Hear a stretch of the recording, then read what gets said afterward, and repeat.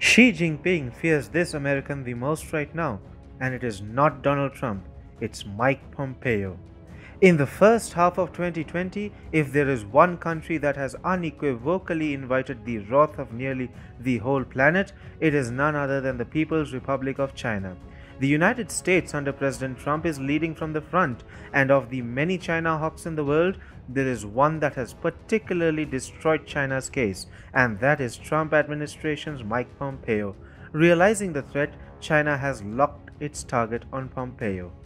From colluding with the WHO to hiding the severity of the virus to now locking horns with nearly every neighbor, China is treading on thin ice and is receiving one body blow after another by the US.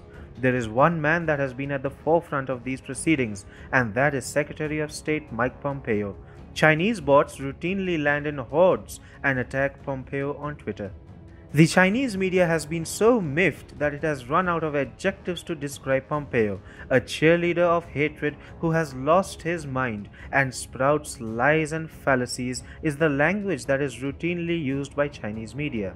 The editor of Global Times, the same editor which had compared Australia to a chewing gum, has been routinely throwing a hissy fit at the American Secretary of State. Xi Jinping recently said Pompeo is lecturing and threatening Europe. Washington is excessively suppressing China and asking Europe to choose sides. It's only to maintain its hegemony, not for the common interests of the West. In fact, he is cutting and throwing away Europe's interests like apple peels. According to a report in Boston Globe, the Red authoritarian regime took its hatred for Pompeo to new levels this week when it singled out Pompeo in a remarkable extended segment during the state broadcaster's evening newscast. And this is where hundreds of millions of Chinese viewers were told the world needs to be vigilant against the erosion to human peace caused by Pompeo, which is like that of a worm. Mike Pompeo, the Dragon Slayer, is a former United States Army officer and was the director of the Central Intelligence Agency too. Ever since he assumed the post of Secretary of State 2 years ago, Pompeo has been running an overdrive to take on the CCP. He has lodged attacks against China on a variety of matters from Taiwan to Hong Kong and the atrocities on Uyghur Muslims. In the past few months of the pandemic, Pompeo has taken on the dragon for its cover-up of the coronavirus outbreak. What the CCP hates the most is anyone questioning or unmasking their authoritarian regime, and Pompeo has been doing exactly that. On Friday, Mike Pompeo had called China a rogue nation after it had attacked India at the borders. He said, the PLA has escalated border tensions with India, the world's most popular and populous democracy. It is militarizing the South China Sea and illegally claiming more territory there, threatening vital sea lanes.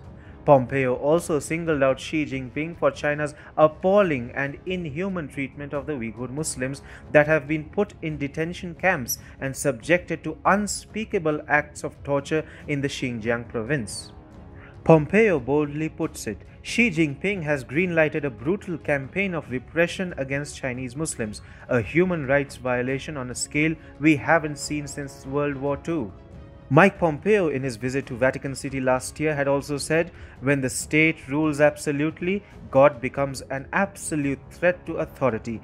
That's why China has put more than 1 million Uyghur Muslims in internment camps and is why it throws Christian pastors in jail. Every day is a China-bashing day for Mike Pompeo, and for a good reason. On the 31st anniversary of the horrific Tiananmen Square massacre, the US Secretary of State met with the survivors of the incident, sending a clear message to the CCP. When Beijing suppressed the Tiananmen Square vigil in Hong Kong, he said, "It starts so soon." For the first time in 30 years, Hong Kong authorities denied permission to hold the Tiananmen vigil. If there is any doubt about Beijing's intent, it is to deny Hong Kongers a voice and a choice, making them the same as mainlanders. So much for two systems.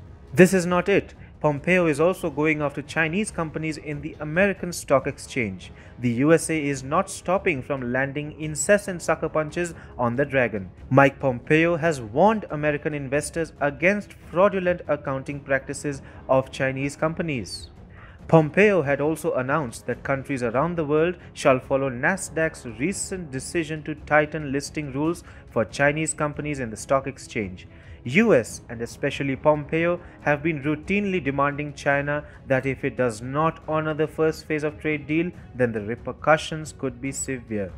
Mike Pompeo also announced in late May that the State Department no longer considered Hong Kong to have significant autonomy under Chinese rule after Beijing introduced the controversial National Security Bill, which is in violation of the Sino-Briton Joint Declaration of 1984.